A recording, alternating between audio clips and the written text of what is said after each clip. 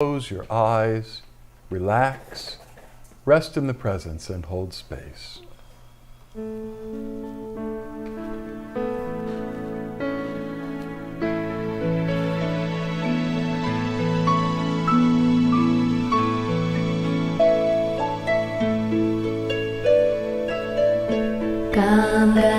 Ganapataye Namo Namaha.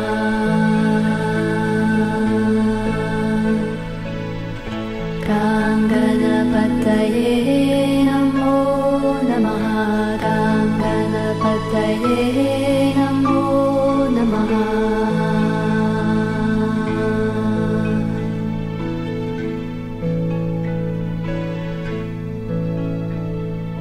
Jai Ganesha Gananatha Dayaniti Sakala Vignya Karadura Hamare. Jai Ganesha Gananatha Dayaniti Sakala Vignya Karadura Hamare.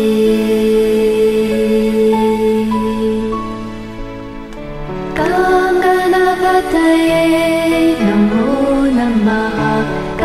Ganapataye Namo Namaha. Ganapataye Namo Namaha. Ganapataye Namo Namaha. Ganapataye Ganapataye Namo Namaha. Ganapataye Namo Namaha. Omega Dantaya Vidmahi Vakratundaya Dhimahi Tanno Danti Prachodayat. Ganapataye Namo Namaha. Ganapataye Namo Namaha. Ganapataye Namo Namaha. Ganapataye Namo Namaha. Ganapataye Namo Namaha. Ganapataye Namo Namaha. Ganapataye Namo Namaha.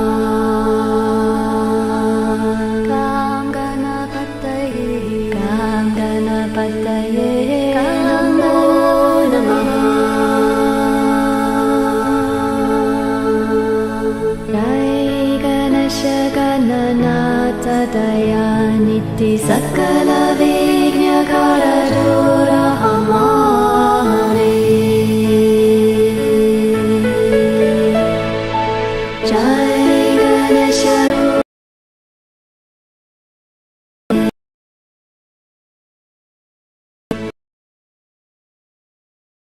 Ganapataye Namo Namaha.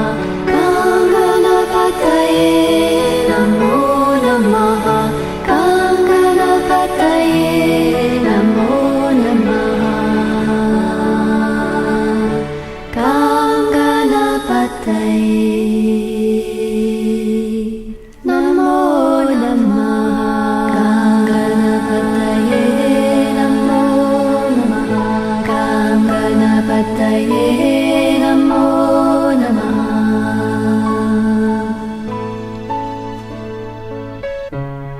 Om Vakratundaya Mahakaya Suryakoti Samabhrava Nirvigyam Kuru Me Deva Sarva Karyeshu Sarvada.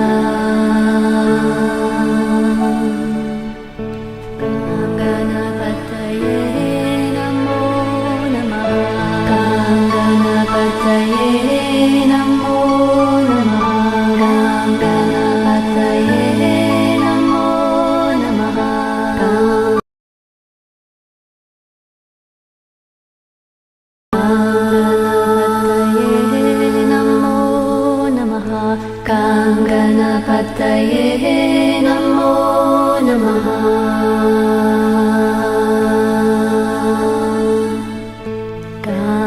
Ganapataye Namo Namaha Gam Ganapataye Namo Namaha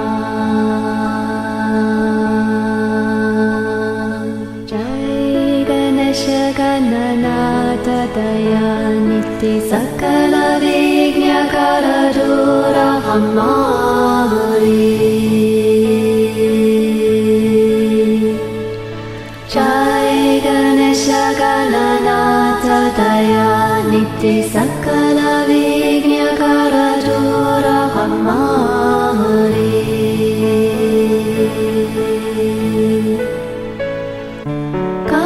Ganapataye Namo Namaha Ganapataye Namo Namaha Ganapataye Namo Namaha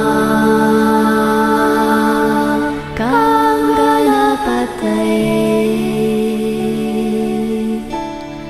Namo Namaha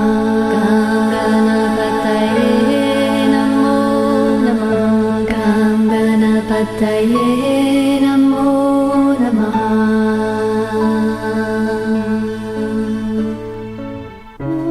Suklam Bharadram Vishnu Sasivarnam Chaturbhujam Prasannavadanam Dhyaye Sarvavignyopashantaye Sarvavignyopashantam Ganapataye Namo Namaha Gam Ganapataye Namo Namaha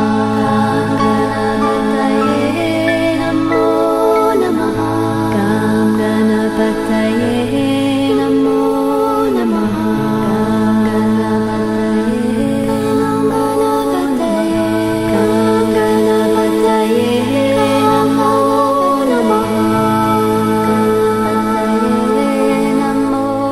Namaha Jai Ganesha Gananata Dayaniti Sakala Vignya Karadura Hamari Jai Ganesha Gananata Dayaniti Sakala Vignya Karadura Hamari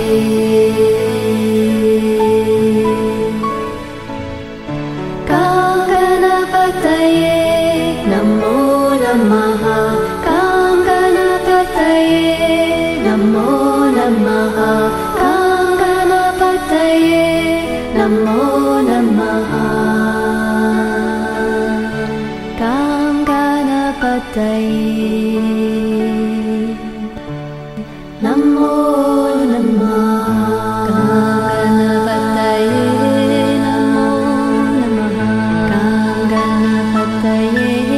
Namo Namaha Ganapataye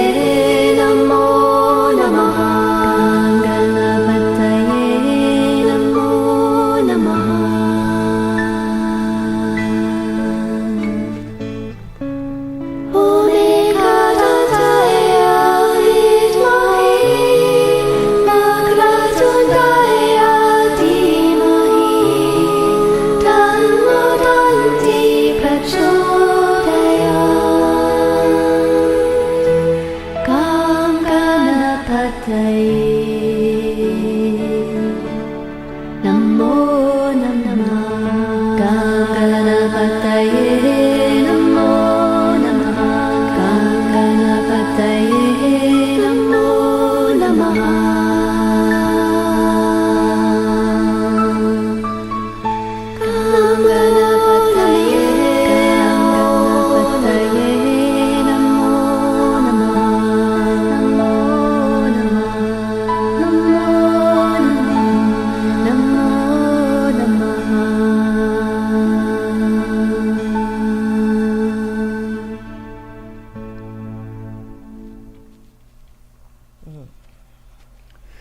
Namaste. Welcome to our weekly online satsang. Satsang being a Sanskrit word that means community of truth. Wherever two or more people who are on the path of awakening, union, the flowering of the heart, whenever two or more of us come together to share our journeys, that's a satsang. It's a very special kind of spiritual community because all the people involved are awakening. And that's why you're here, and we're glad you're here tonight. It's time for humanity to awaken and shift. It's way past due to shift from global cultural insanity rooted in competition, conflict, and war to a new world rooted in cooperation, harmony, and peace. This can only happen when the human heart flowers in authentic compassion and unconditional love. That's a feature of awakening, not of philosophy, not of religion. There have been not of any political movement. Humanity's been trying to make this shift for thousands of years, and politics and religion have not helped at all, nor has philosophy. Although, in their own right, they have their contributions to make for humanity to shift and create a new world rooted in love and peace. The collective consciousness will have to awaken from the illusion of separate existence and duality into oneness with ourselves, with the divine source, and with all that exists. So that's what we're about, helping as many people awaken as quickly as we can. To that end, we share a transmission we call the Flowering Heart Blessing, which is something the divine gave us about 8 years ago. I assume it's been around forever, but that's when the divine gave it to us. I'd start to share this one. And the Flowering Heart Blessing comes directly from divine source. It doesn't belong to any specific religious or spiritual tradition. So one size fits all. It doesn't matter what you believe, don't believe, or where you're coming from. The Flowering Heart Blessing will catalyze awakening and awaken that connection at the center of your spiritual heart with the divine within. When that happens, the flowering of the heart is full tilt on. So the Flowering Heart Blessing is a free gift. And when you receive it, just one of them, you're initiated to share it should you wish to. And guess what? You're receiving it right now. So if you like the presence, the energy of this satsang, then just invite the divine to flow through you. That's it. The divine does it, not us. You don't need to know how to give a Flowering Heart Blessing, except that if it's in person, one-on-one, that person you're giving it to should have informed consent. Because the divine presence catalyzing awakening is going to bring about changes, whether people realize it or not. So make sure that the person is informed about what's going to begin to happen, and very lightly lay your hands on the top of their head. That's it. And just take an intention for the divine to pour the Flowering Heart Blessing through you and just get out of the way. The divine does all the rest. It's really a lovely thing.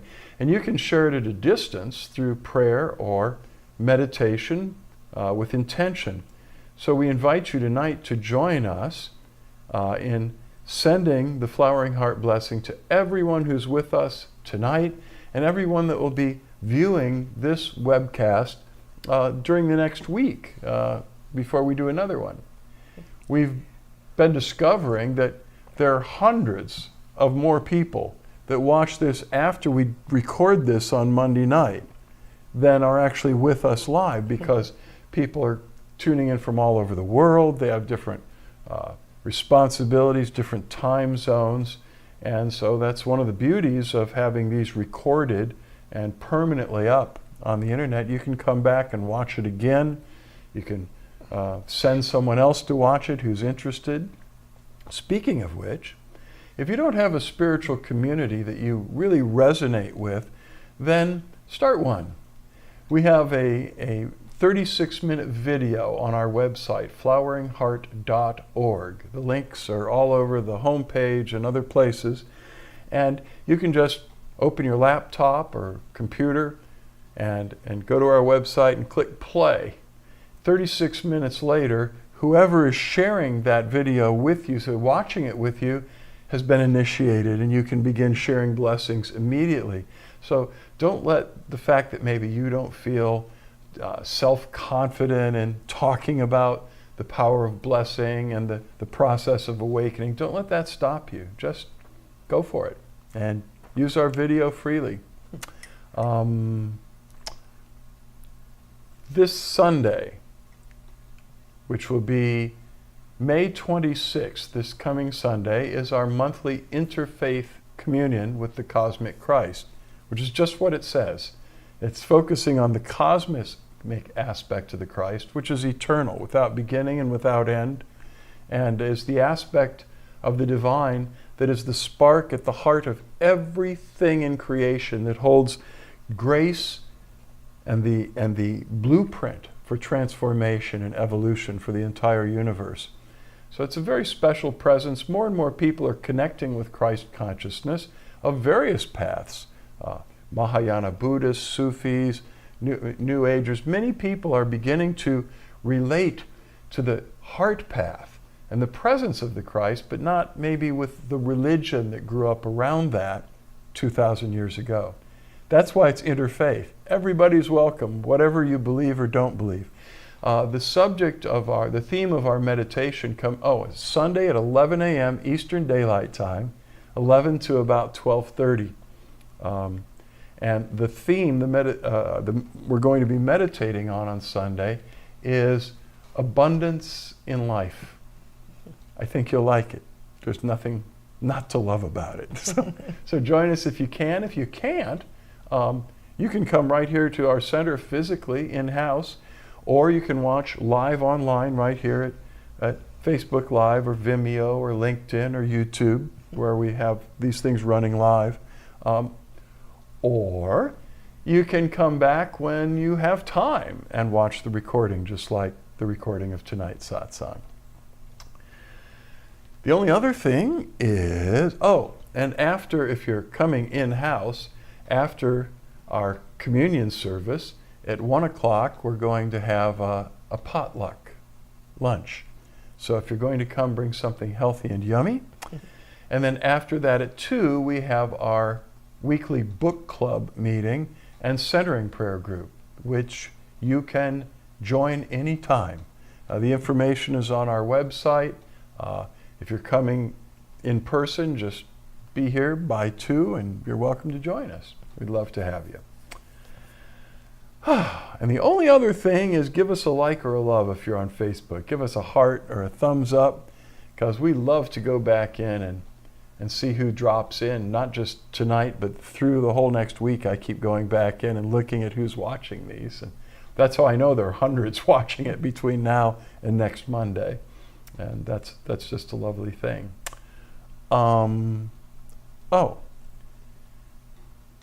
Yesterday was my birthday. May 19th, I turned 70. And there's a picture of this amazing carrot cake that Suzanne made me. It is 100% vegan carrot cake, and it is dairy-free cream cheese icing, and it is the best carrot cake and cream cheese icing I have ever had. Gluten-free too. It's gluten-free, yeah, gluten-free, dairy-free, vegan. It's perfect. And I posted the recipe on the Facebook page, right with that picture of the cake that says 70 on it. So if you want to try something really good, do that. I think you'll really enjoy it. Is there anything else? Not that I can think of. Okay. That was actually a lot. Yeah. So what we do after opening with a silent meditation while the music plays, then share brief announcements, is we like to open it to questions and answers on the spiritual journey, awakening, divine union, previous lives, meditation, other worlds, whatever's on your mind about the spiritual journey and you would like more clarity and insight, please post your question either on Facebook Live or on Vimeo in the chat, and we will do our best to answer them. Actually, sometimes we don't have a clue, and we just open ourselves to the presence, and the presence always fills us with light and inspiration to share with you. And it helps everyone because we go through similar things on all of our journeys, even though our paths are unique. So, please do. Last few weeks, the questions have been thin.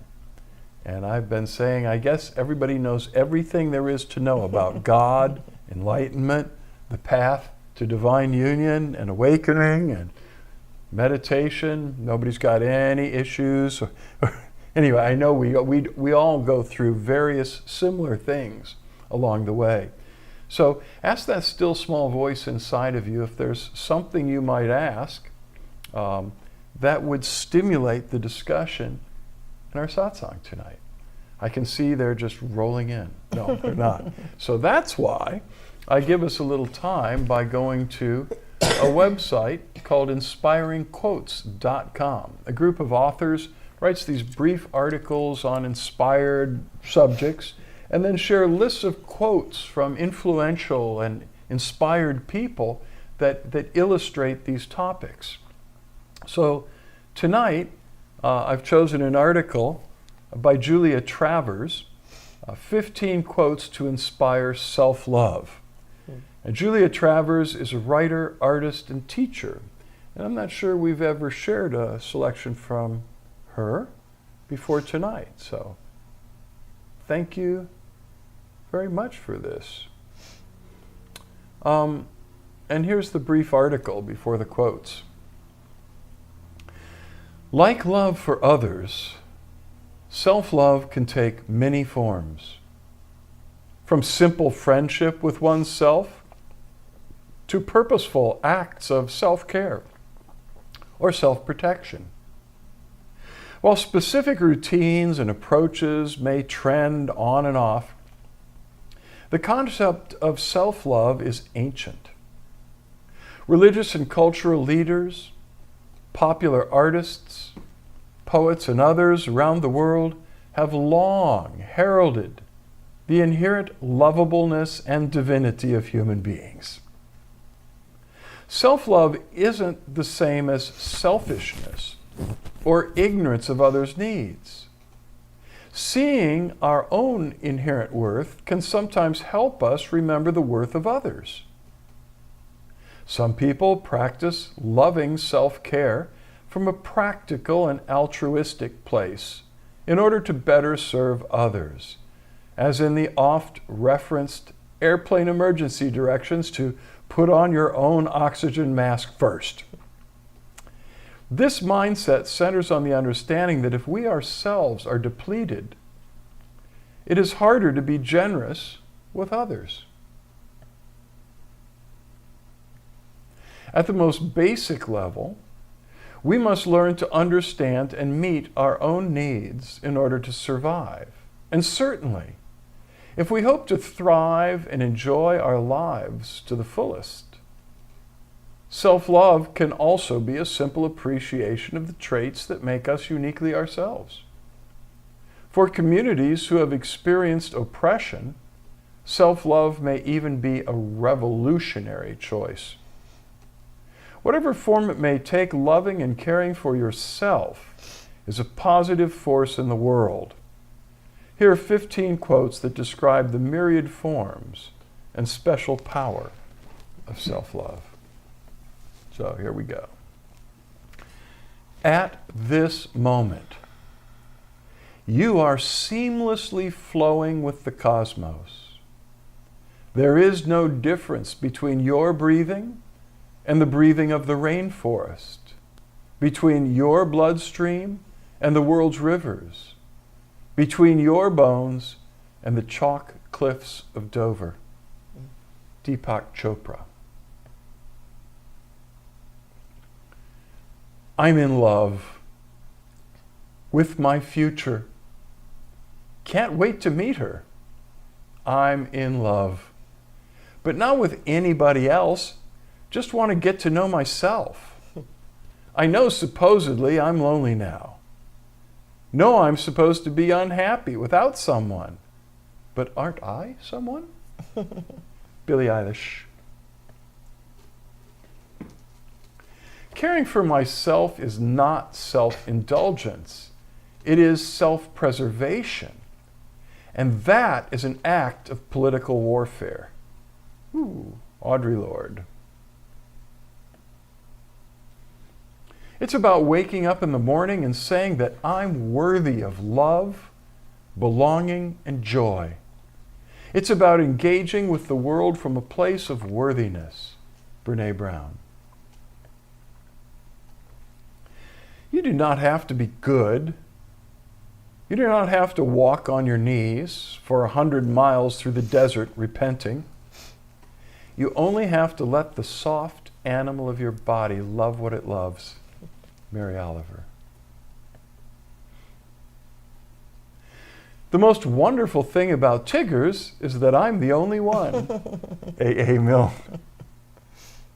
Even Tigger gets some say here. I figured out I gotta be my own type. It's a me, myself kind of attitude. Because I'm my own soulmate. I know how to love me. Lito. Did you hear that? Repeat it again. I'm still back on the Tigger one. I figured out I gotta be my own type. It's a me, myself kind of attitude. Because I'm my own soulmate. I know how to love me. Lito. May I be happy. May I be well. May I be kind toward my suffering. May I cultivate more kindness within my heart. May I cultivate more peace within my heart. A traditional Buddhist metta, loving kindness meditation. The sky could fall down. The wind could cry now. The strong in me, I still smile. I love myself. Kendrick Lamar. No matter what troubles have befallen you or what difficulties you have caused yourself or others, with love for yourself you can change, grow, make amends, and learn. Real love does not encourage you to ignore your problems or deny your mistakes and imperfections. You see them clearly and still opt to love. Sharon Salzberg. Don't you know that you yourselves are God's temple and that God's Spirit dwells in your midst? St. Paul. Another translation would say, don't you know that your bodies are the temple of the Holy Spirit and that the Holy Spirit dwells within you? All of the rocky and metallic material we stand on, the iron in our blood, the calcium in our teeth, the carbon in our genes, were produced billions of years ago in the interior of a red giant star. We are made of star stuff. Carl Sagan, no surprise. The way to get kindness within yourself is spending time being nice to yourself. Spending time getting to know, and dare I say it, getting to love yourself. Loving yourself helps you love other people. Jeffrey Marsh. No matter what they take from me, they can't take away my dignity. Because the greatest love of all is happening to me. I found the greatest love of all inside of me.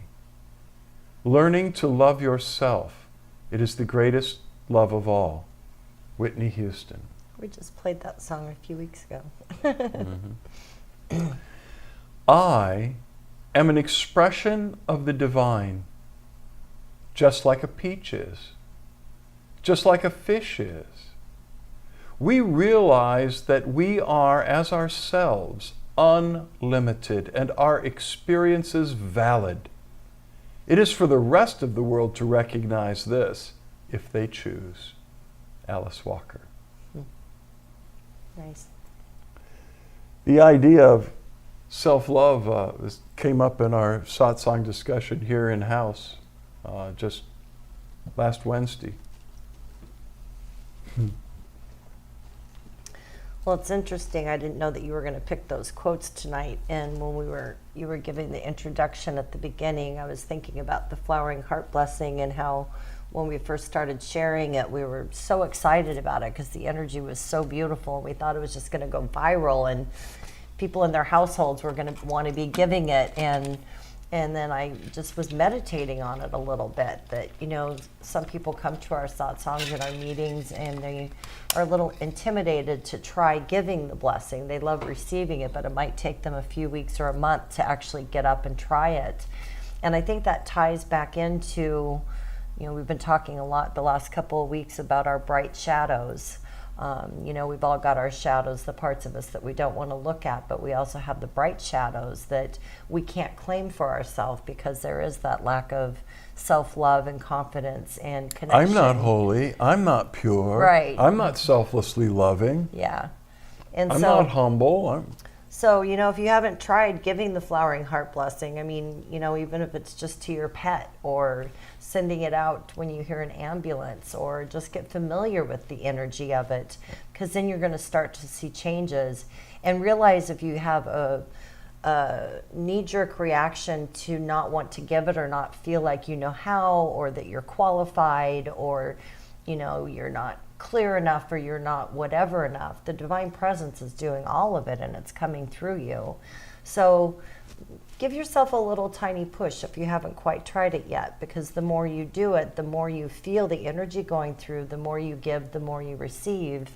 And that's an act of self-love. I mean, even if it's just putting your hands on your head before you go to sleep at night and when you wake up in the morning, or if you're having a stressful time at work, just take a moment, you know, close your eyes and breathe, calm your breathing down, slip into your heart and ask the divine for a flowering heart blessing, and just put your hands on your head. It's like a reset button. And we've got this tool that we can use to share grace and to share love, but we have to work on our own self-love too, which I'm really glad that you read those quotes tonight. It's all in sync with so many things happening around us. This one I had to reread. I had to reread it the first time I read it twice. I figured out I got to be my own type. It's a me, myself kind of attitude, cause I'm my own soulmate. Right. That is so important. You know, that's very Taoist. I'm in my roots. I mean, I'm a lot of things and a lot of Christ energy, but my first teacher and the master of my youth was a Taoist master, a very profound being. And we felt that the yin and the yang, the male and the female, needed to be in harmony and union within ourselves, so that we could be in balance and harmony and full to have something to give to another person. Right.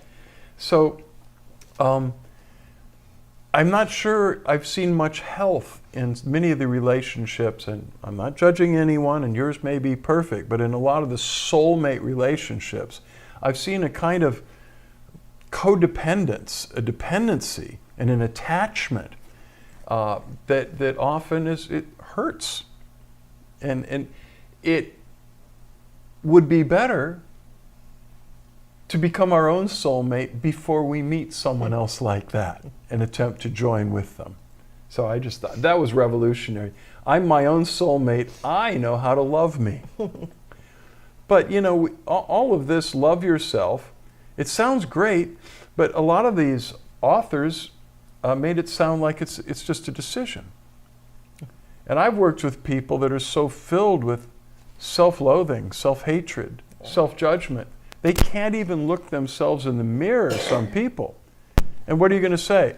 Oh, you just came back from a war zone. You can't live with yourself. You can't look at yourself in the mirror. You are so traumatized. you just need to love yourself. Well, yeah, but how do you do that? When you begin to see the games of the ego, the deceptiveness of the mind, the antics of the false self system, how do you love yourself? Well, that actually came up in the book club. So this is a little quote I'll add. This is from Show the book.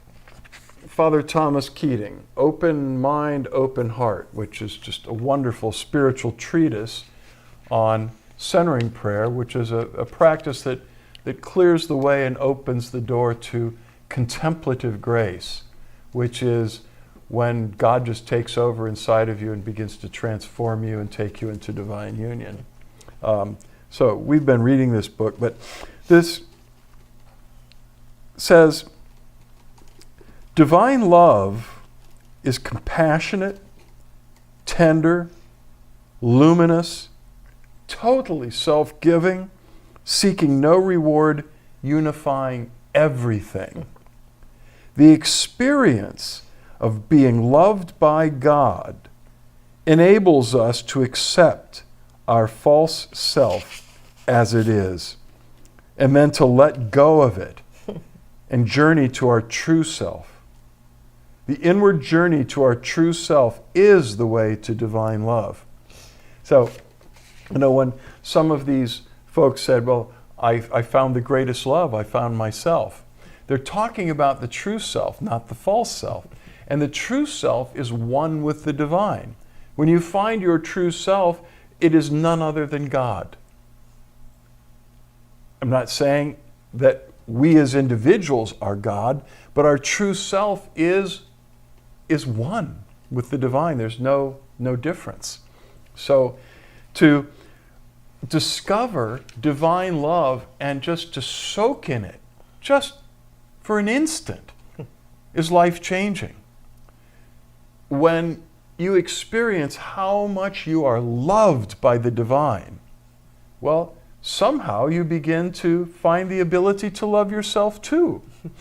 So that's always my question when I hear this again and again and again. Love yourself, find your true self and love yourself. Loving yourself is the greatest love in the universe. Well, I always want to say loving God is the greatest love in the universe, but actually it's the divine's love for us. Mm.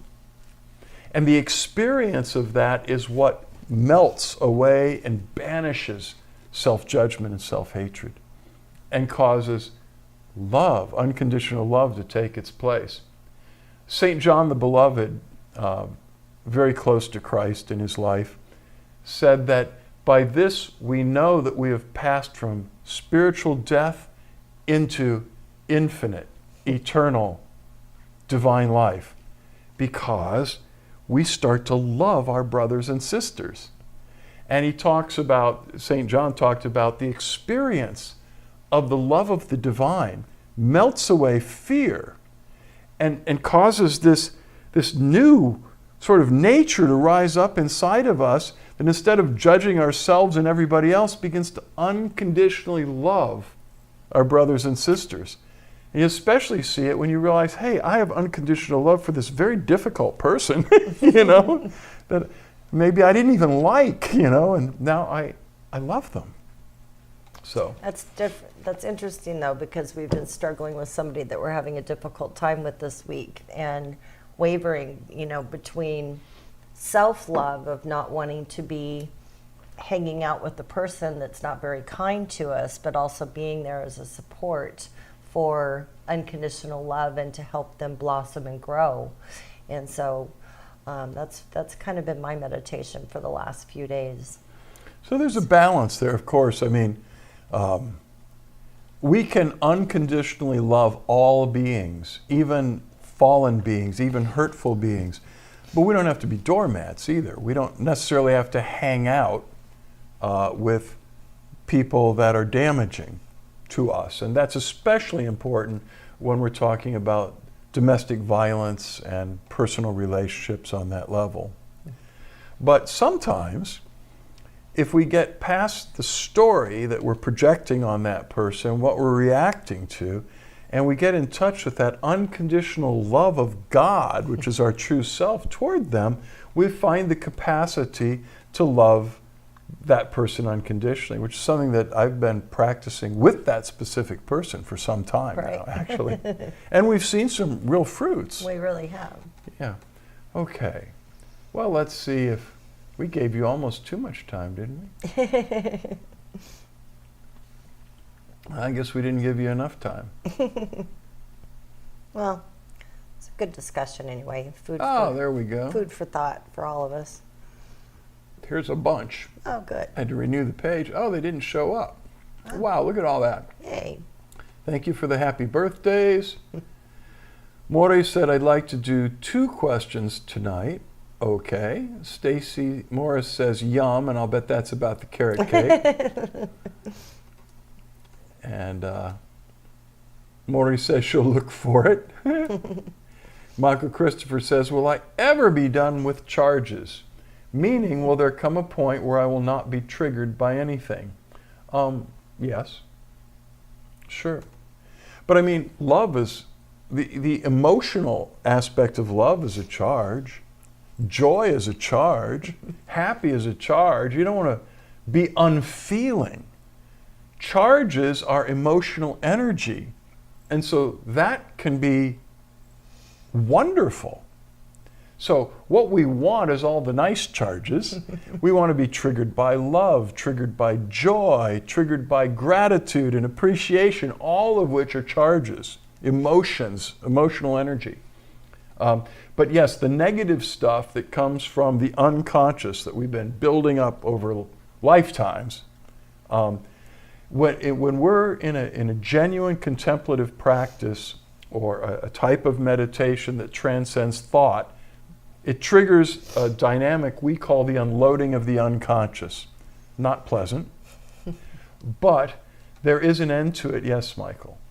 There is a point where all of that material is released. And that can be a very long journey. So we can very quickly learn to allow those charges, that emotional energy that's negative, inauspicious, that's triggered within us, we can learn to just let it just go. And so as it passes through, it's like, yuck, but there it goes. It's like a bad smell going through the room. You can follow after the smell, and but it's just these charges, they just come up and they dissipate when we learn to let go.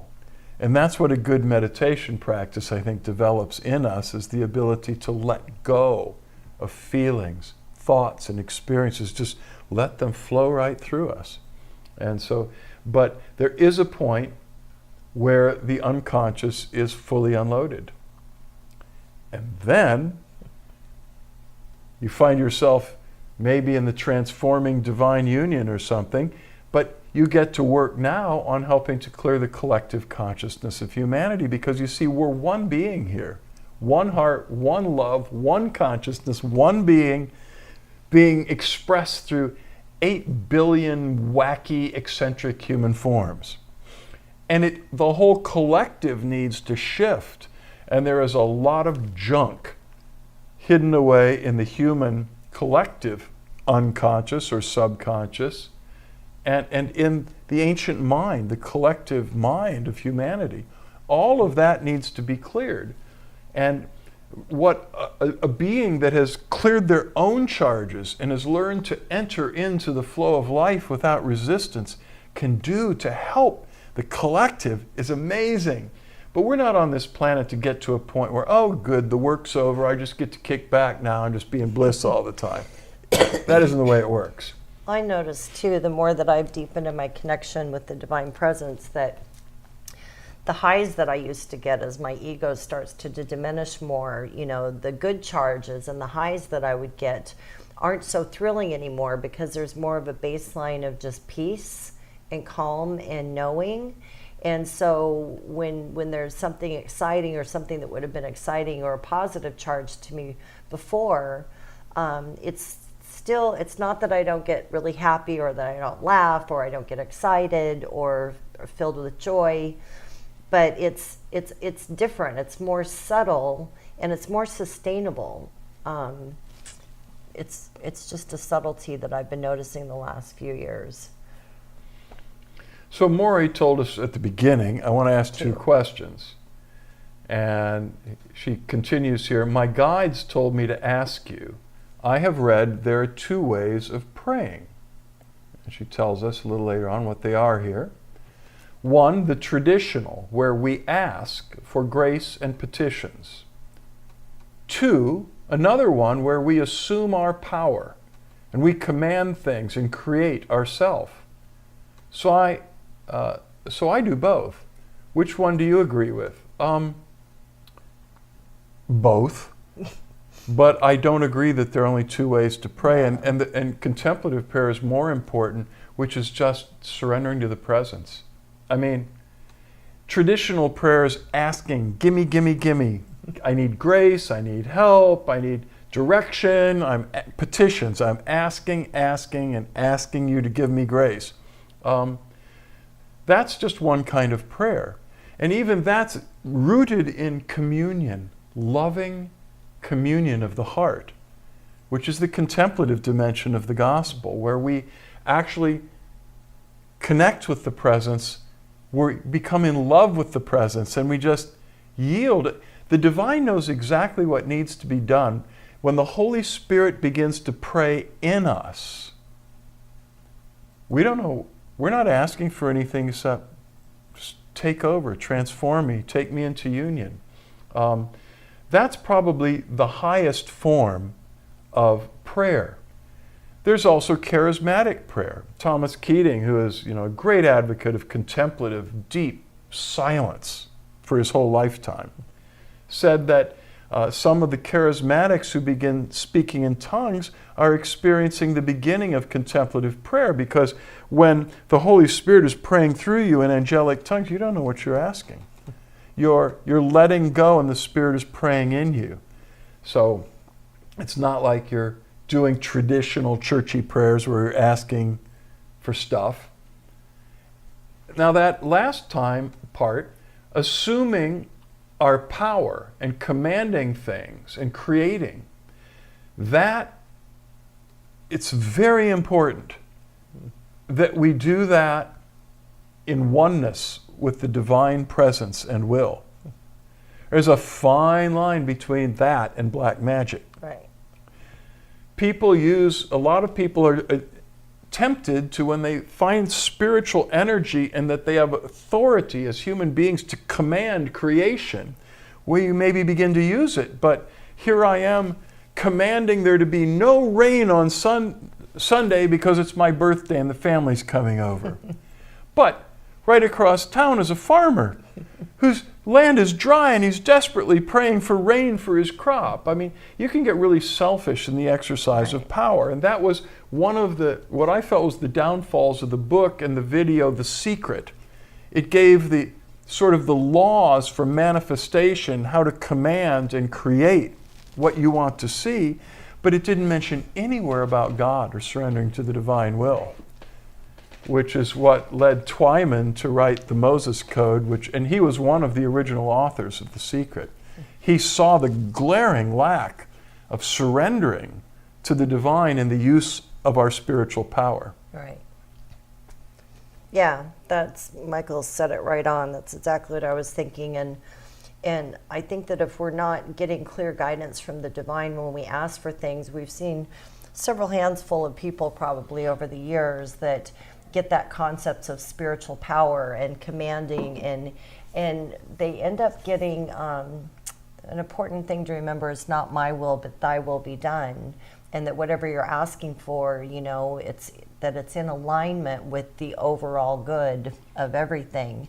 And we've seen over the years that people that get a taste of that spiritual power, they get frustrated because all of their wishes aren't being granted, and they've got this thought in their head that they're super powerful, and then it's almost like a knee-jerk reaction of God doesn't love me and I'm angry at God. God's not giving me what I want. Why am I even here anymore? You know, so that's a slippery slope to go down. But the more that we just focus on deepening on the divine presence and not my will, but thy will be done, things will be given to us. We will have what we need. And sometimes God just has a bigger picture of what we actually need than we do. Well, we may just skip intent, Diksha, because this is an important question, Right. and there's another side to this.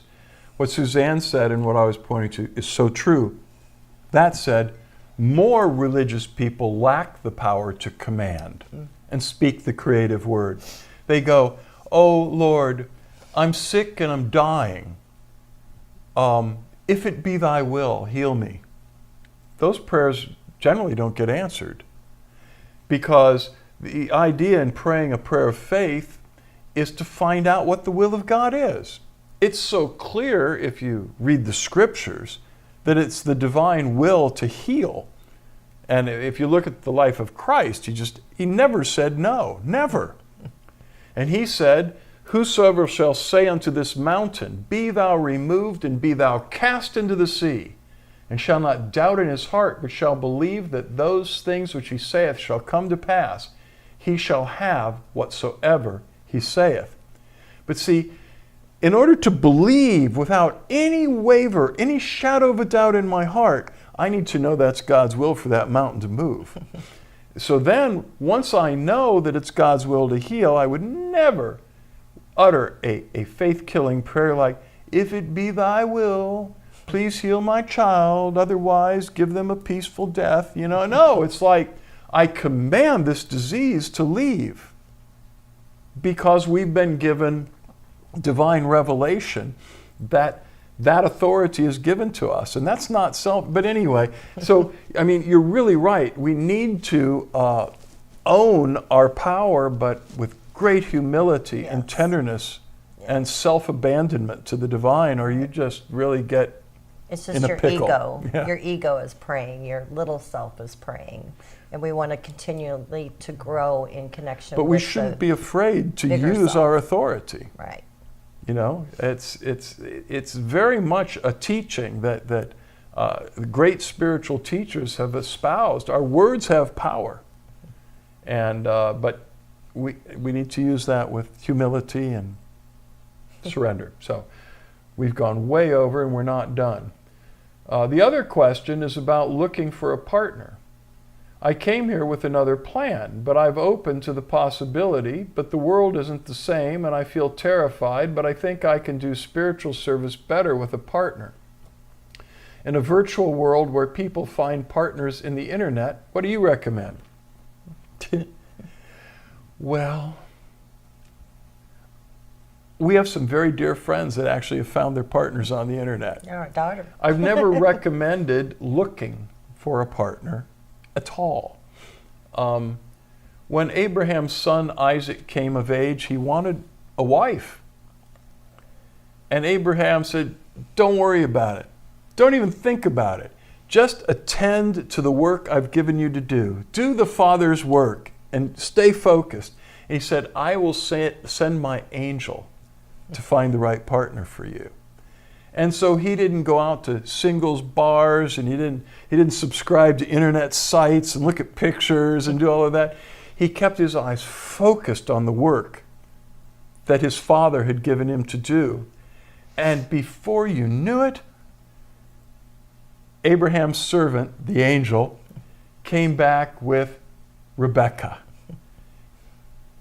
and presented her to Isaac.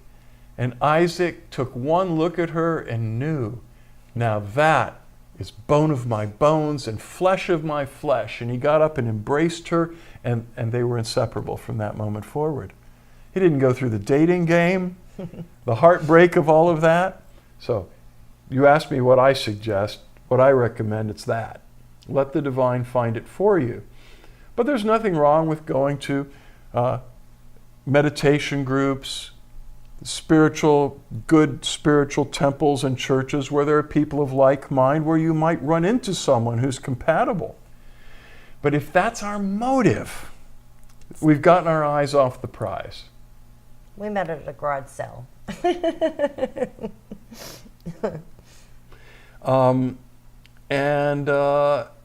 Okay. Anna says, problem resolved, thanks. Stacy says, for me, self-love came from a mix of practice and grace. Because practices help open us. Right. Okay. And Michael Christopher said, you can love them, but it doesn't mean you have to like them. Right. It's true. I unconditionally love all creatures. I do. It's just something God's put in me. I don't like everybody, and I'm not going to hang around all day with some people that are just going to like be destructive and nasty and, all the time. But that doesn't mean I don't love them. I could lay down my life actually for people that I don't find very attractive or like very much, So good point, Michael. Thank you. So you know what we're going to do? What? Let's just dive into the light meditation. Okay. Well, We could do a short, sure we can. intentional. Okay. It gives everybody else the chance to give the blessing too. Well, close your eyes then. Close your eyes and dive into your spiritual heart of hearts and invoke the presence. Begin to drink in the living waters that are pouring out to you from within, from above, and from all around. You are immersed in an infinite ocean of pure light and love and peace. This presence already knows everything about you. There's no point in hiding. It loves you just as you are. So accept and receive the unconditional love of the most powerful being in the universe, the divine source. All-knowing, all-wise, all pure, unconditional love.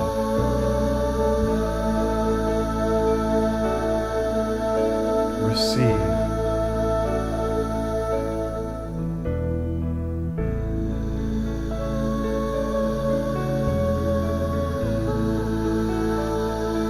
The outpouring of love and grace and light. This presence is all-powerful and all-knowing, and it wants you to be free. It wants you to be awakened.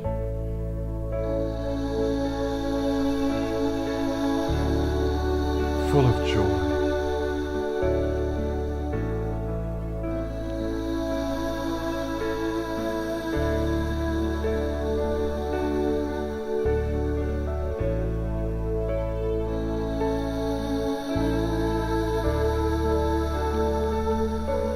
The divine already knows what you want and what you need. Just receive the present. Drink it in, soak it up. Let yourself go and let the divine transform you and your life.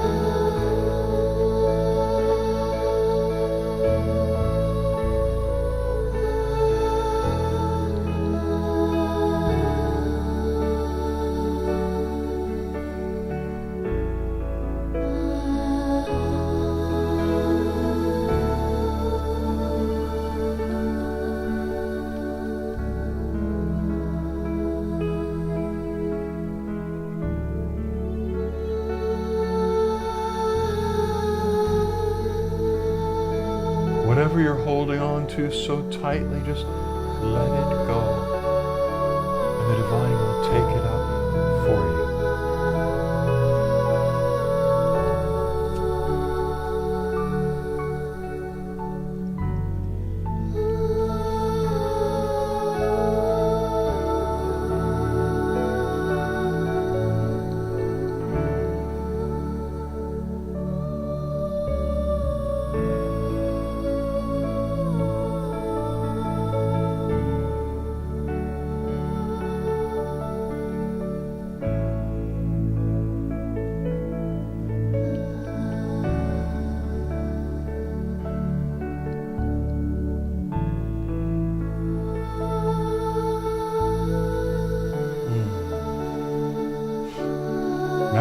imagine us sitting together in a blessing circle with our eyes closed. Lift up your hands with your palms open, facing forward.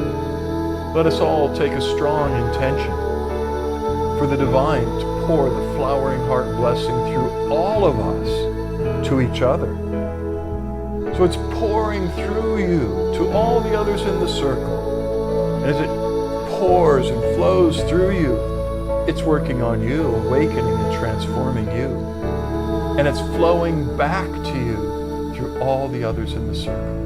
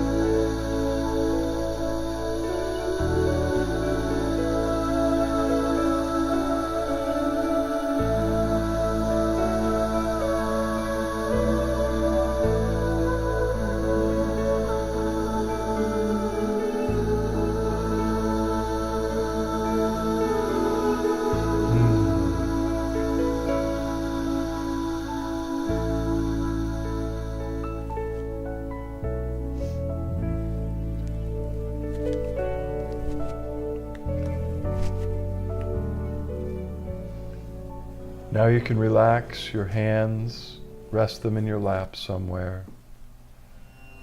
As we dive into the light meditation, Suzanne and I are flooded in this meditation with oceans of divine grace and light and love.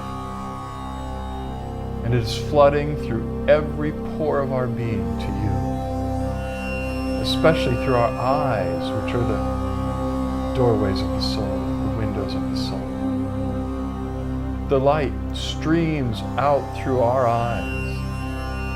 Just keep looking at least one of our eyes. Keep gazing at Suzanne's eyes or mine, and just let it happen. The light will stream out of our eyes, into your eyes, through your eyes, into your spiritual heart, causing the divine love within you to shine brighter and brighter, and the light of awakening to be released.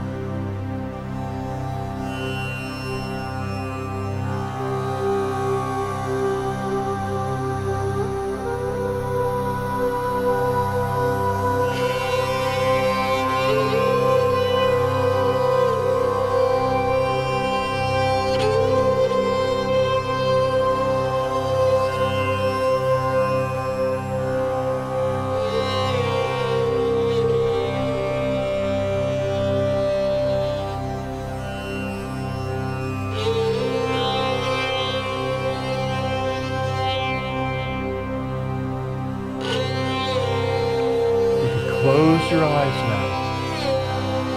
Keep meditating with us for a few more minutes as the grace settles within.